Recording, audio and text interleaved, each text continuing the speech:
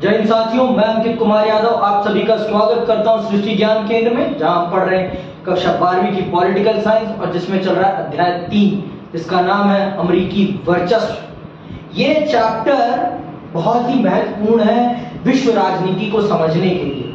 अगर आप इस चैप्टर से वाकिफ नहीं हैं तो आप विश्व राजनीति को ही नहीं समझ पाएंगे। आप ये जानिए कि विश्व राजनीति में अमेरिका की एक अपनी अलग पैठ है। अमेरिका की शक्ति के इर्द गिर्द ही पूरी दुनिया घूमता है। जैसे अमेरिका घुमाना चाहता है, दुनिया वैसे ही घूमती है। आपने अभी तक इस चैप्टर में ये समझ लिया है कि अमेरिका की ताकत किस किस प्रकार की है। अमेरिका की आपने सैन्य ताकत को समझा, ढांचागत ताकत को समझा, सांस्कृतिक ताकत को भी समझा। आप चल रहे हैं आज से आप समझने कि अमेरिका की इस ताकत के रास्ते में सबसे बड़ी बाधा कौन है, सबसे बड़ा अवरोध कौन है, जो उसकी इस ताकत पर सबसे बड़ा एक कहते हैं प्रश्न चिन्ह खड़ा करता है, उसकी इस ताकत को रोकने का काम करता है। तो आप ये समझिए कि उसकी सबसे बड़ी ताकत को रोकने का सबसे बड़ा काम अमेरिका की जनता करती है। अमेरिका की जनता दुनिया की उन शिक्षित जनताओं में से एक है जो अपनी सरकार को बेवजह अपने अधिकारों का, अपने संसाधनों का बेवजह प्रयोग करना नहीं देना चाहती। आपने ये देखा कि उन्होंने आप ये देखिए प्रथम खाड़ी युद्ध के बाद भी, प्रथम खाड़ी युद्ध का जीतने के बावजूद भी जॉर्ज बुश चुनाव हार जाते हैं। जॉर्ज बुश ही है ना, जॉर्ज बुश ही है मेरे ख्याल से। एक मिनट देख लेते हैं फिर से। हाँ, जॉर्ज बुश हार जाएंगे, क्लिंटन आएंगे। तो जॉर्ज बुश का हारने का कारण क्या था? जॉर्ज बुश की हार्ड पॉलिसीज। उन्होंने अमेरिका की समस्याओं पर काम ना करके उन्होंने अमेरिकन आर्मी की पावर्स को शो ऑफ करने का काम किया, जो कि अमेरिका की जनता को पसंद नहीं आया। और वहीं क्लिंटन जीत जाते हैं। किन मुद्दों को लेकर? सामाजिक मुद्दों को, पर्यावरण संबंधी मुद्दों को। मतलब वो सॉफ्ट पावर को यूज करते हुए अमेरिका की पावर में आ जाते हैं, और वो भी एक टर्म नहीं, दो टर्म वो पूरी करते हैं। तो ये एक दिखाता है कि अमेरिका की जनता कितनी अवेयर है, अपनी सरकार के कामों के प्रति कितनी अवेयर है। वो सेना के कामों को सरकार के क्रेडिट के रूप में नहीं देखती, वो सेना के कामों को सेना का क्रेडिट मानती है, ना कि सरकार। वो बहुत अच्छे से ये समझती है कि क्या सरकार कर रही है और क्या सेना कर रही है। इन दोनों के बीच में वो अंतर करना जानती है। तो अमेरिका की ताकत या शक्ति की सबसे बड़ा अवरोध कौन है? अमेरिका की जनता। अमेरिका की जनता सबसे बड़े अवरोधों में से एक है। ये बात आप समझ लीजिए। फिर उसके बाद हम समझेंगे भारत के साथ अमेरिका के क्या संबंध है।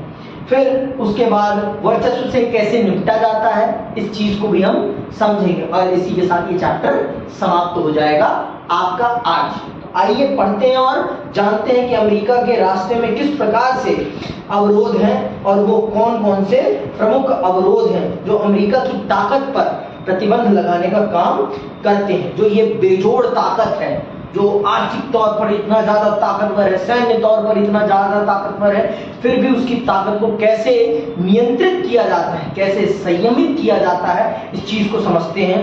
इतिहास बताता है कि साम्राज्यों का पतन उनकी अंदरूनी कमजोरियों के कारण होता है। इतिहास इस चीज का गवाह है कि कोई भी साम्राज्य, कोई भी व्यक्ति बर्बाद होता है तो अपने अंदरूनी कमियों के कारण। रावण भी तबाह हुआ तो अपने भाई के कारण।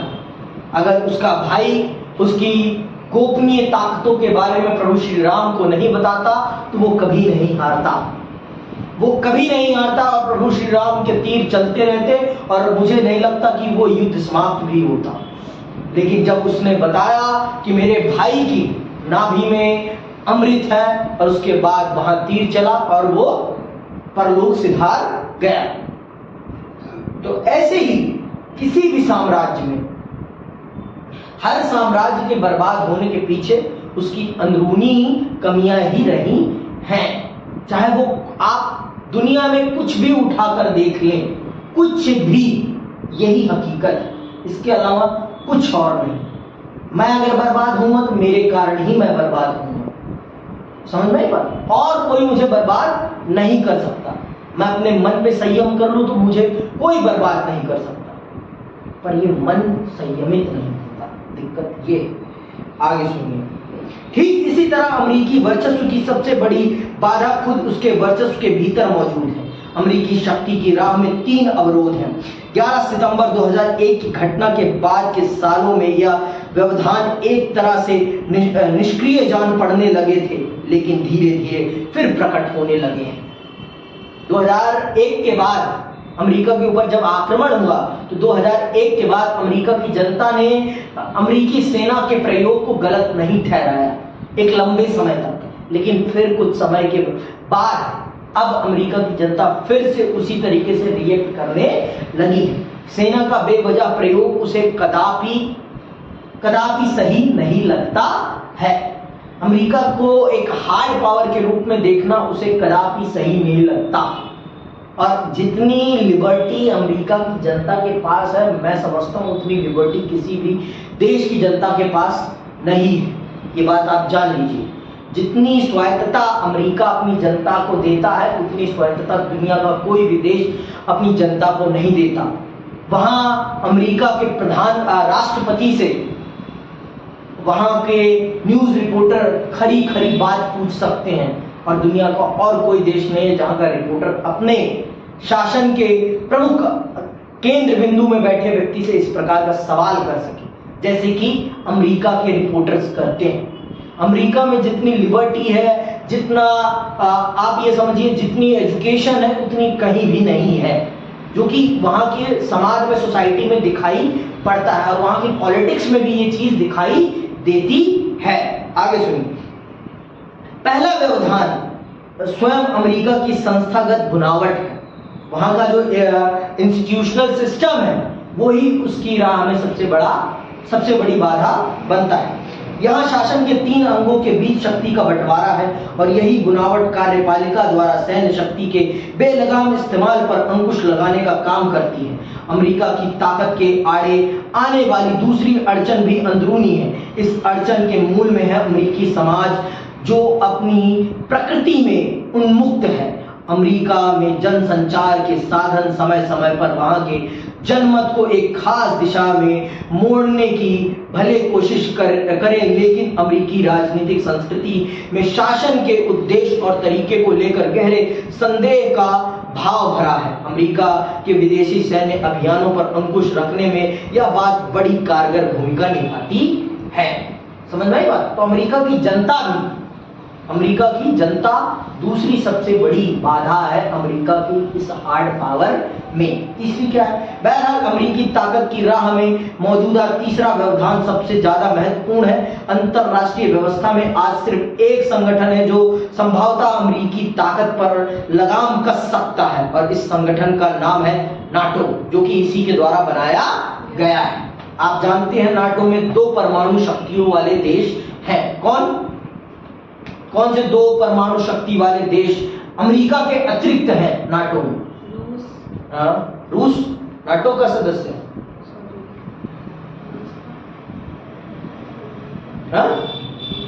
क्यों? कब बना है नाटो? फर्स्ट चैप्टर पढ़ाया है ना? कितने देश शामिल थे? कौन से यूरोप के देश शामिल थे, ये बता दो मुझे। किस दिशा वाले यूरोप? नाटो में कौन से यूरोप के देश सम्मिलित थे? पश्चिमी या पूर्वी? पश्चिमी ना? तो पश्चिम के कौन से 2 यूरोपीय देशों के पास परमाणु शक्ति है? फ्रांस और ब्रिटेन। फ्रांस और ब्रिटेन वो 2 ताकतवर देश हैं जिनके पास परमाणु शक्ति है नाटो में अमेरिका के अतिरिक्त। समझ में आई बात? तो नाटो भी अमेरिकी इस हार्ड पावर के खिलाफ एक बड़ी बाधा या एक बड़ा अवरोध बनकर उभर सकता है, लेकिन ऐसा नहीं होगा। लेकिन ऐसा नहीं होगा। सबसे बड़ी बाधा अमेरिका की जनता ही है। अमेरिका की इस ताकत में अमेरिका की जनता कदापि ये स्वीकार नहीं करेगी कि उसके देश के सैनिकों को बेवजह मारा जाए, और वो भी सनक के कारण, अपने वर्चस्व को दिखाने के लिए। ये कदापि अमेरिका की जनता स्वीकार नहीं करेगी। इस बात को आप समझिए। आगे सुनिए। नाटो अर्थात उत्तर अटलांटिक ट्रीटी ऑर्गेनाइजेशन स्पष्ट ही अमेरिका का बहुत बड़ा हित लोकतांत्रिक देशों के इस संगठन को कायम रखने से जुड़ा है, क्योंकि इन देशों के में बाजार मूलक अर्थव्यवस्था चलती है। इसी कारण इस बात की संभावना बनती है कि नाटो में शामिल अमेरिका के साथी देश उसके वर्चस्व पर अंकुश लगा सके। देखो, अमेरिका की वर्चस्व पे सबसे बड़ी हार्ड पावर पे सबसे बड़ी बाधा बाजार है। बाजार है। अमेरिका एक बाजार मूलक अर्थव्यवस्था है, कैपिटलिस्ट इकोनॉमी वाला देश है, और कैपिटलिस्ट इकोनॉमी वाला देश होने के कारण वो कदापि नहीं चाहेगा कि दुनिया में अशांति आए, क्योंकि दुनिया में अशांति आएगी तो क्या क्या कम हो जाएगा? व्यापार कम हो जाएगा, और व्यापार में वो किसी भी हालत में कमी नहीं देखना चाहता, क्योंकि व्यापार में कमी आएगी तो उसकी कमाई में कमी आएगी, और उसकी कमाई में कमी आएगी तो उसकी सेना के खर्च में भी कमी आएगी। तो वो आप देख लीजिए, हर चीज एक दूसरे से इंटरलिंक है। तो वो कदापि ये नहीं चाहेगा कि दुनिया अशांत हो, दुनिया में युद्ध हो, जिससे कि उसकी अर्थव्यवस्था पर किसी भी प्रकार का प्रभाव पड़े। वो चाहेगा कि दो देशों के बीच में लड़ाई हो, लेकिन उसमें मैं इन्वॉल्व ना हूं। वो ये चाहता है, अगर लड़ाई होगी तो उसके हथियार बिकेंगे, लेकिन वो खुद इन्वॉल्व नहीं होना चाहता। समझ में बात? वो एक दुकानदार के रूप में सामान बेचने के लिए बैठा है, लेकिन खुद उस लड़ाई में जाने के लिए नहीं बैठा है। ये बात आप समझ लीजिए। अमेरिका जितना चतुर है, उतना चतुर दुनिया में कोई भी देश नहीं है। कोई भी देश नहीं है। वो दुनिया से ब्रेन ड्रेन करा लेता है। जो दुनिया में सबसे अच्छा मस्तिष्क होता है उसे वो खरीद लेता है, उसे वो खरीद लेता है। ये बात भी आप समझिए। अमेरिका एक ताकत का एक नया पुंज बना बैठा है, और उस पुंज को हिलाना बहुत ही मुश्किल है, बहुत ही ज्यादा मुश्किल है। ये बात आप समझिए। समझ में आई बात? आगे सुनिए। अब आगे क्या है? भारत के साथ अमेरिका के संबंध। भारत के साथ आज की वर्तमान समय में मैं बात करता हूं। शुरू में तो हमारे अच्छे नहीं थे। प्रारंभिक तौर पर जब हमने हमारे देश में आजादी के राह पे चलना प्रारंभ किया, तब हमारे अमेरिका के साथ ज्यादा सुखद संबंध नहीं थे। हमारे ज्यादा सुखद संबंध किसके साथ थे? रूस के साथ, ना कि अमेरिका के साथ। लेकिन 1991 के बाद जब से हमने न्यू इकोनॉमिक पॉलिसी अडॉप्ट करी, नई आर्थिक नीति का हमने अनुसरण किया, तब से हमारे रिश्ते अमेरिका के साथ बहुत बेहतर हो गए हैं, क्योंकि हमने अपने बाजार का रास्ता विश्व बाजार के लिए खोल दिया। और विश्व बाजार के लिए जिस दिन से हमने अपना दरवाजा खोला, अमेरिका की बड़ी बड़ी कंपनियां आज भारत में काम कर रही हैं और बहुत मोटा मुनाफा कमा रही हैं, जिस कारण से अमेरिका कभी भी भारत के साथ अपने रिश्ते खराब करना नहीं चाहेगा। समझ में आई बात? सारा खेल यहां पैसे का है। पैसा प्रमुख भूमिका निभा रहा है। आप ये जान लीजिए, अमेरिका के साथ जिसके साथ उसके आर्थिक फायदे होंगे, अमेरिका कभी भी उसे नुकसान पहुंचाने की नहीं सोचेगा, कभी भी नहीं सोचेगा, क्योंकि उसे पता है कि अगर ये बर्बाद होगा तो मेरे ऊपर भी इसका प्रभाव पड़ेगा, मेरी कमाई में कमी आएगी, और वो अपनी कमाई में किसी भी प्रकार से कमी आने देना नहीं चाहता है। ये बात आप बहुत बखूबी समझ लीजिए, क्योंकि अगर आप इस चीज को नहीं समझ रहे हैं तो आप कुछ भी नहीं समझ सकते। ये बात भी आप जान लीजिए। अमेरिका किसी भी हालत में ये नहीं चाहता कि उसकी कमाई में किसी भी प्रकार का अड़चन आए। तो वो आज के टाइम पे भारत के साथ उसके बहुत मधुर संबंध हैं, बहुत ही मधुर संबंध, बहुत ही ज्यादा मधुर संबंध। ना अमेरिका भारत को आंख दिखा सकता है, ना भारत अमेरिका को। हम तो नहीं दिखा सकते वैसे भी, लेकिन अमेरिका भी हमें नहीं दिखा सकता। क्योंकि हम भी अपने आप में एक बहुत बड़ी ताकत बन चुके हैं, क्योंकि हम कभी किसी के पिछलग्गू नहीं बने। इसीलिए फर्स्ट चैप्टर बहुत इंपॉर्टेंट है। सेकंड अपने, जब तक आप फर्स्ट को नहीं समझोगे तब तक आप सेकंड के कोलैप्स होने को नहीं समझ सकते हैं। थर्ड भी अपने आप में, पूरी वर्ल्ड पॉलिटिक्स को समझने के लिए थर्ड चैप्टर अपने आप में एक बहुत बड़ा सोर्स है। अब आप वर्ल्ड पॉलिटिक्स के लिए अपना नजरिया आराम से बना सकते हैं और आप ये समझ सकते हैं कि अमेरिका की क्या भूमिका है वर्ल्ड पॉलिटिक्स में, क्योंकि ये नहीं समझा तो आपने वर्ल्ड पॉलिटिक्स को ही नहीं समझा। क्योंकि डोमिनेंस किसका है ये पता होना चाहिए, और कैसा डोमिनेंस है ये भी पता होना चाहिए, और उसके डोमिनेंस को कैसे टैकल किया जा सकता है ये भी पता होना चाहिए। अगर आज आपको अमेरिका के वर्चस्व से दो हाथ करना है तो आपको भी उन क्षेत्रों में ताकतवर होना पड़ेगा जिन क्षेत्रों में अमेरिका ताकतवर है, और उन क्षेत्रों में ताकतवर होने के लिए आपको भी अपना व्यापार बढ़ाना पड़ेगा, आपको भी अपनी व्यापारिक संस्थाओं को डेवलप करना पड़ेगा, तब जाकर आप वैसा कुछ कर पाएंगे जैसा अमेरिका कर रहा है। समझ में आई बात? आगे सुनिए, किताबी तौर पे समझ लेते हैं अमेरिका के साथ भारत के क्या संबंध है। शीत युद्ध के वर्षों में भारत अमेरिका गुट के विरुद्ध खड़ा था। इन सालों में भारत की करीबी दोस्ती सोवियत संघ से थी। सोवियत संघ के बिखरने के बाद भारत ने पाया कि लगातार कटुतापूर्ण होते अंतर्राष्ट्रीय माहौल में वह मित्रविहीन हो गया है। इसी अवधि में भारत ने अपनी अर्थव्यवस्था का उदारीकरण करने तथा उसे वैश्विक अर्थव्यवस्था से जोड़ने का भी फैसला किया। इस नीति और हाल के सालों में प्रभावशाली आर्थिक वृद्धि दर के कारण भारत अब अमेरिका समेत कई देशों के लिए आकर्षक आर्थिक सहयोगी बन गया है। ठीक है, हमें इस बात को ध्यान में रखना चाहिए कि हाल के सालों में भारत अमेरिकी संबंधों के बीच दो नई बातें उभरी हैं। इन बातों का संबंध प्रौद्योगिकी और अमेरिका में बसे अनिवासी भारतीयों से है। दरअसल ये दोनों बातें आपस में जुड़ी हुई हैं। निम्नलिखित तथ्यों पर विचार कीजिए। सॉफ्टवेयर के क्षेत्र में भारत के कुल निर्यात का 65% अमेरिका को जाता है। जो हम सॉफ्टवेयर पे काम करते हैं उससे संबंधित काम का हमारे 65% भाग कहाँ जा रहा है? अमेरिका। अमेरिका का कंप्यूटर रिलेटेड, सॉफ्टवेयर रिलेटेड 65% काम भारतीय कर रहे हैं। समझ में आई बात? आगे सुनो, बोइंग के 35% तकनीकी कर्मचारी भारतीय मूल के हैं। जो बोइंग प्लेन है ना, उसको बनाने में 35% तकनीकी मतलब आप ये समझ लीजिए तो टेक्नोलॉजी पर जो काम कर रहे हैं वो 35% एम्प्लॉयज कहाँ के हैं? भारत के हैं। 3 लाख भारतीय सिलिकॉन वैली में काम करते हैं। उच्च प्रौद्योगिकी के क्षेत्र की 15% कंपनियों की शुरुआत अमेरिका में बसे भारतीयों ने की। तो आज के टाइम पर अमेरिका में बड़े बड़े कामों में भारतीय लोग इन्वॉल्व हैं।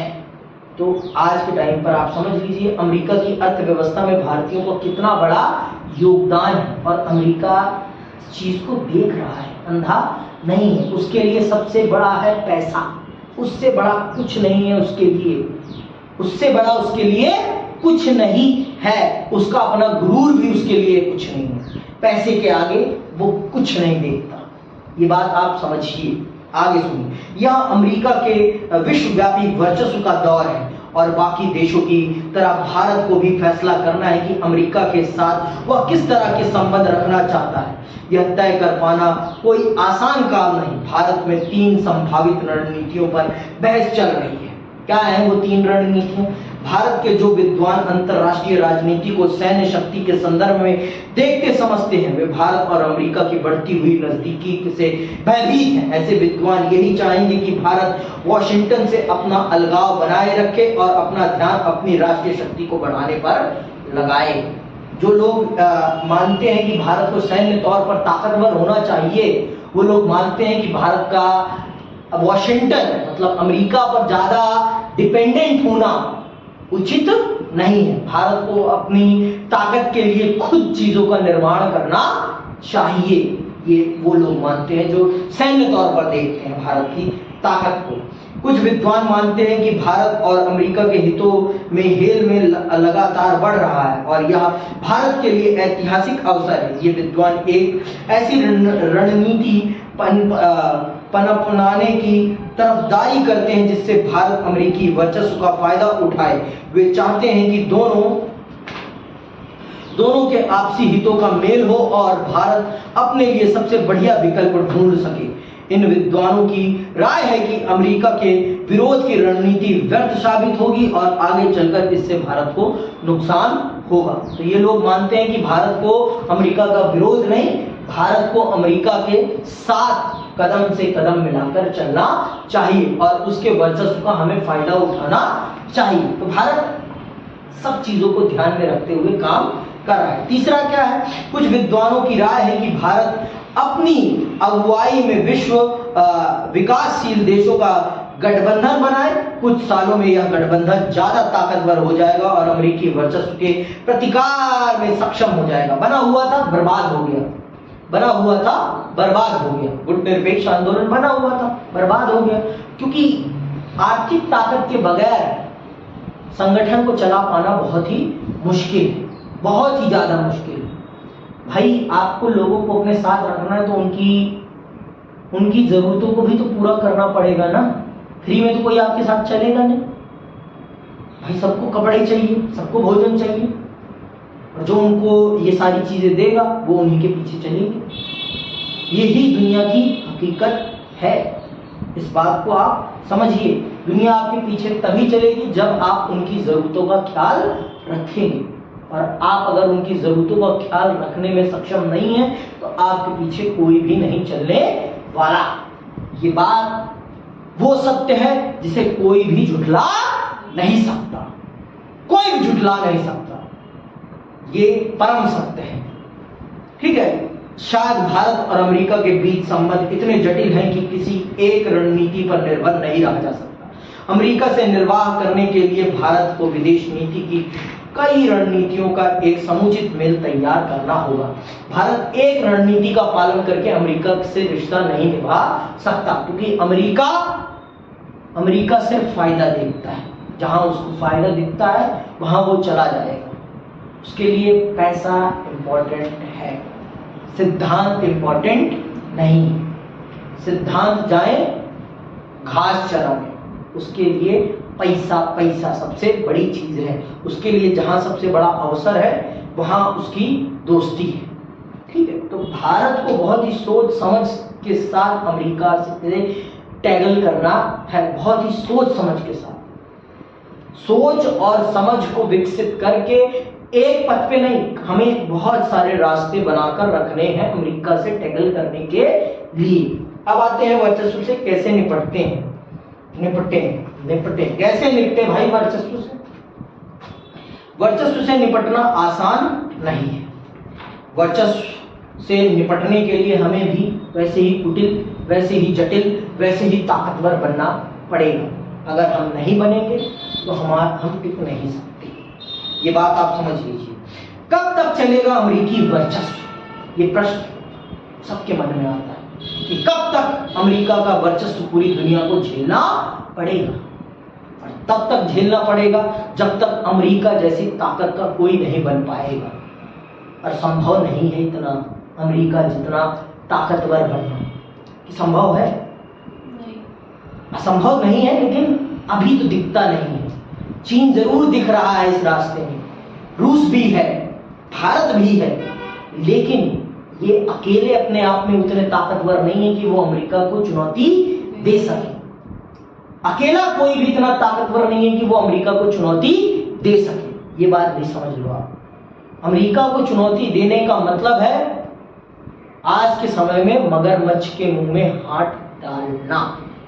ये बात आप जानिए। चीन भी नहीं दे सकता अमेरिका को चुनौती अभी भी, कितना भी वो ताकतवर क्यों ना बन गया। बस अपनी बेवजह की हरकतों से वो जरूर थोड़ा सा डिसबैलेंस कर सकता है, लेकिन चुनौती नहीं दे सकता अभी भी। अमेरिका की जनता लिबरल जनता है, लेकिन चीन की जनता लिबरल नहीं है। वो स्वायत्त नहीं है, वो अपनी सरकार के जकड़ में है। वहाँ की जनता में एक फ्रस्ट्रेशन भरा पड़ा है, वहाँ की जनता का एक्सप्लॉयटेशन हो रहा है, और उन्हें जब मौका मिलेगा वो अपनी सरकार का विरोध जरूर करेंगे। ये हकीकत है, ये हकीकत है। आप सुनिए आगे। इस वर्चस्व से कैसे बचा जा सकता है? जाहिर तौर पर ये सवाल हमारे वक्त के सबसे झंझावती सवाल है। इतिहास से हमें इन सवालों के जवाब के कुछ सुराग मिलते हैं, लेकिन बात यहाँ इतिहास नहीं, वर्तमान और भविष्य की हो रही। अंतरराष्ट्रीय राजनीति में ऐसी चीजें गिनी चुनी ही हैं जो किसी देश की सैन्य शक्ति पर लगाम कस सके। हर देश में सरकार होती है, लेकिन विश्व सरकार जैसी कोई चीज नहीं होती।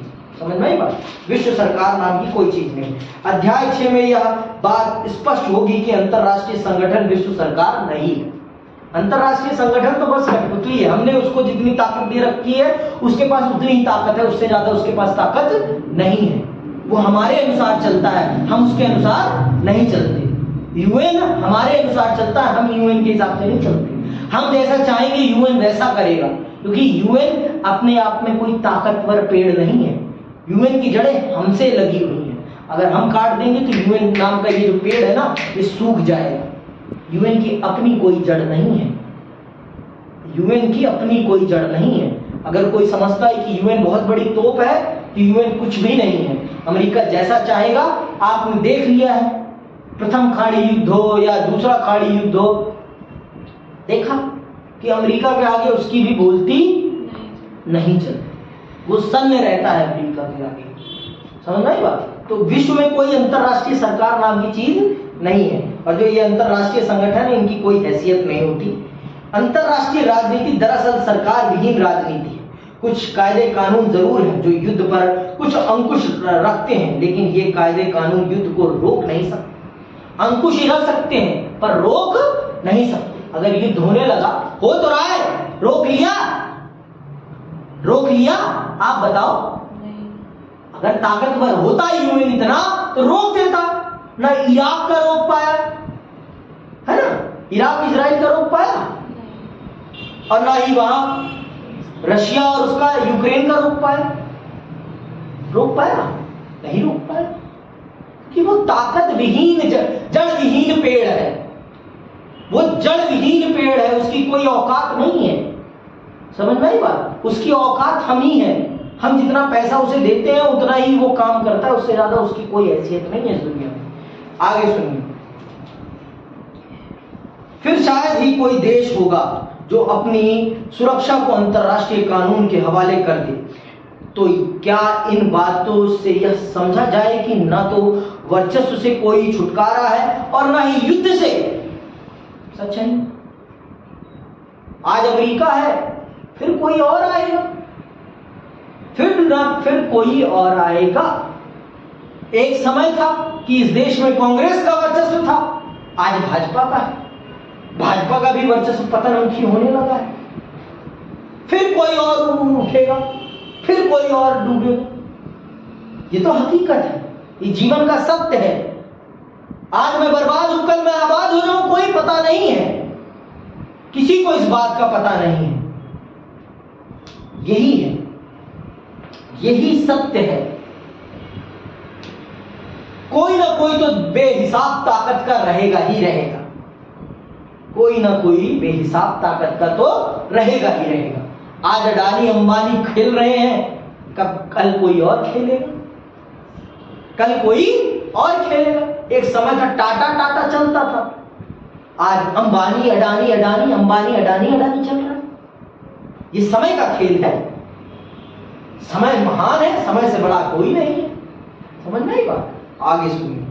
फिलहाल हमें यह बात मान लेनी चाहिए कि कोई भी देश अमेरिकी सैन्य शक्ति के जोड़ का मौजूद नहीं है। समझ में आई बात? अमेरिका की सेना के सामने दुनिया की कोई भी सेना टिक नहीं सकती, और इससे हम इनकार नहीं कर सकते। दुनिया की कोई भी सेना अमेरिका की सेना के सामने नहीं टिक सकती। जितने अत्याधुनिक हथियार अमेरिकी सेना के पास है, उतने अत्याधुनिक हथियार किसी भी सेना के पास नहीं है। जितनी जंगी बेड़े उसके पास, उतने जंगी बेड़े किसी के पास नहीं है। जितने फाइटर प्लेन उसके पास, उतने फाइटर प्लेन किसी के पास नहीं है। ये देखो आप, भारत, चीन और रूस जैसे बड़े देशों में अमेरिकी वर्चस्व को चुनौती दे पाने की संभावना है, लेकिन इन देशों के बीच आपसी विभेद है और इन विभेदों के रहते अमेरिका के विरुद्ध इनका कोई गठबंधन नहीं हो सकता। अकेले कोई नहीं दे सकता अमेरिका को चुनौती। आप जब एकजुट हो गए तभी आप चुनौती दे सकते हो, और आप कभी एकजुट हो ही नहीं सकते। आप कभी एकजुट हो ही नहीं सकते, चुनौती देने की तो बात ही छोड़ो। अगर हो भी गए तब भी नहीं दे पाओगे। अमेरिका के पास भी तो अपना संगठन है ना, ऐसा तो नहीं है कि अमेरिका ने अपना संगठन नहीं बना रखा। उसने भी अपना एक संगठन, क्षेत्रीय संगठन या कहिए अपना सैन्य संगठन बना रखा, जिसका नाम उसने नाटो रख रखा है ना। वो भी तो अपने कुत्ते पाल रहा है ना, ऐसा तो नहीं है कि वो अपने कुत्ते नहीं पाल रहा। आप अगर अपना संगठन बना रहे हैं तो उसने भी अपना संगठन बना रखा है, समझ आई बात। तो वो भी अपनी पूरी राजनीति रणनीति के साथ मैदान में डटा हुआ है। ऐसा नहीं कि उसने अपने मैदान को आपके लिए खुला छोड़ रखा है कि आओ और मेरी ताकत को तुम रौंद के चले जाओ। ये कदापि संभव नहीं है। आगे सुनिए। कुछ लोगों का तर्क है कि वर्चस्व जनित अवसरों के लाभ उठाने की रणनीति ज्यादा संगत है। उदाहरण के लिए आर्थिक वृद्धि दर को ऊंचा करने के लिए व्यापार को बढ़ावा, प्रौद्योगिकी का हस्तांतरण और निवेश जरूरी है, और अमेरिका के साथ मिलकर काम करने से इसमें आसानी होगी, ना कि उसका विरोध करने से। ऐसे में सुझाव दिया जाता है कि सबसे ताकतवर देश के विरुद्ध जाने के बजाय उसके वर्चस्व तंत्र में रहते हुए अवसर का फायदा उठाना कहीं उचित रणनीति है। अंडरलाइन करो इसे। ब्रेड वैगन ये प्रश्न आता है। ब्रेड वैगन अथवा जैसी बहे बयार पीठ तैसी कीजे की रणनीति कहते हैं। ये पूछ लेता है कि ब्रेड वैगन प्रणाली क्या है, या जैसी बहे बयार वैसी पीठ कीजे का क्या तात्पर्य है, इससे क्या पता चलता है, इससे किसका संबंध है। तो आप यही बताएंगे कि ताकतवर देश के साथ चलने में भलाई है, ना कि उसका विरोध करने में। इस प्रणाली को ब्रेटन वुड प्रणाली कहा जाता है। ठीक है। देशों के सामने एक विकल्प यह है कि वे अपने को छुपा लें। इसका अर्थ होता है कि दबदबे वाले देश से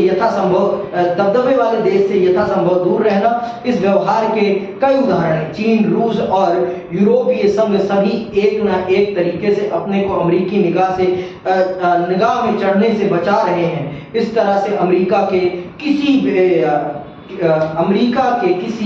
बेवजह या बेपनाह क्रोध की चपेट में आने से ये देश अपने को बचाते हैं। बहरहाल बड़े या मझले दर्जे के ताकतवर देशों के लिए यह रणनीति ज्यादा दिनों तक काम नहीं आने वाली, और संभव भी नहीं है। ये संभव भी नहीं। आप अपने आप को वर्ल्ड पॉलिटिक्स में हाइड नहीं कर सकते। ये संभव नहीं है कि आप अपने आप को छुपा लें, आप बिठा लें, कहीं दबा लें। ये संभव नहीं है। विश्व राजनीति में ये कर पाना संभव कदापि नहीं है। आगे सुनिए। छोटे देशों के लिए यह संगत और आकर्षक रणनीति हो सकती है, लेकिन यह कल्पना से परे है कि चीन, भारत और रूस जैसे बड़े देश अथवा यूरोपीय संघ जैसा विशाल जमावड़ा अपने को बहुत दिनों तक अमेरिकी निगाह में चढ़ने से बचा सके। कुछ लोग मानते हैं कि अमेरिकी वर्चस्व का प्रतिकार कोई देश अथवा देशों का समूह नहीं कर पाएगा, क्योंकि आज सभी देश अमेरिकी ताकत के आगे बेबस हैं। ये लोग मानते हैं कि राज्येतर संस्थाएं अमेरिकी वर्चस्व के प्रतिकार के लिए आगे आएंगी। अमेरिकी वर्चस्व को आर्थिक और सांस्कृतिक धरातल पर चुनौती मिलेगी। यह चुनौती स्वयंसेवी संगठन, सामाजिक आंदोलन और जनमत के आपसी मेल से प्रस्तुत होगी। मीडिया का एक तबका, बुद्धिजीवी, कलाकार और लेखक आदि अमेरिकी वर्चस्व के प्रतिरोध के लिए आगे आएंगे। ये राज्येतर संस्थाएं विश्वव्यापी नेटवर्क बना सकती हैं, जिसमें अमेरिकी नागरिक भी शामिल होंगे और साथ मिलकर अमेरिकी नीतियों की आलोचना तथा प्रतिरोध किया जा सकेगा। आपने यह जुमला सुना होगा कि अब हम विश्वग्राम में रहते हैं। इस विश्वग्राम में एक चौधरी है और हम सभी उसके पड़ोसी। यदि चौधरी का बर्ताव असहनीय हो जाए तो भी विश्वग्राम से चले जाने का विकल्प हमारे पास मौजूद नहीं, क्योंकि यही एकमात्र गांव है जिसे हम जानते हैं और रहने के लिए हमारे पास यही एक गांव है। ऐसे में प्रतिरोध ही एकमात्र विकल्प बनता है या बनता है। तो इसके अलावा और कोई तरीका नहीं है अमेरिका के वर्चस्व से निपटने का, संभव ही नहीं है अभी तो मेरे ख्याल से। और आप अपनी सोच, आप जो लिखना चाहें वो लिख सकती हैं। इसी के साथ ये चैप्टर समाप्त होता है और मैं विदा लेता हूं। जय हिंद, जय भारत।